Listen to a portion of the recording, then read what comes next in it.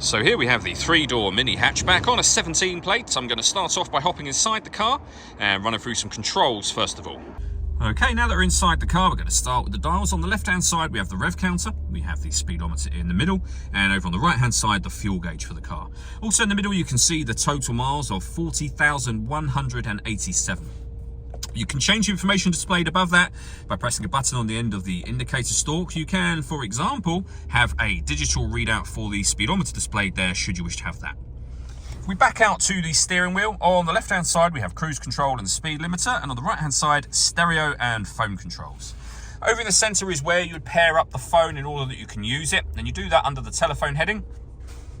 And then under Bluetooth devices at the bottom, just here. The movement I'm making on the screen is being done using this dial just here primarily, although you have got a few buttons you can use to access certain menus. For example, if we want to enter the radio, we can turn the dial to radio.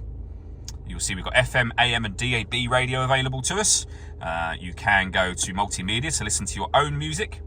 And then under external devices, you'll see we've got USB input, Bluetooth audio, and auxiliary input as well. So loads of ways to listen to your music in this car.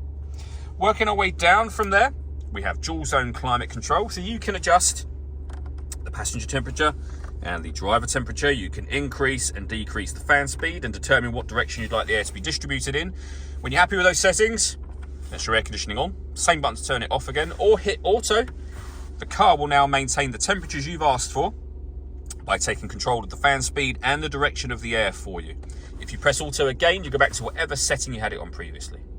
Beneath that, we've got a heated rear screen and a proper heated front screen.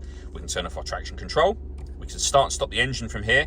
This one turns off the stop and start. So this car is designed to cut out when it's stationary in traffic to save you fuel. That system is off when that light shows, so back on again.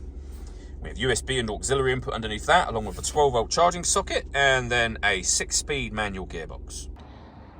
All that leaves me to say is thank you for taking the time to watch this video. If you'd like to come and see the car in person and have a test drive, please feel free to call either of our MJA sites. We'd love to hear from you soon.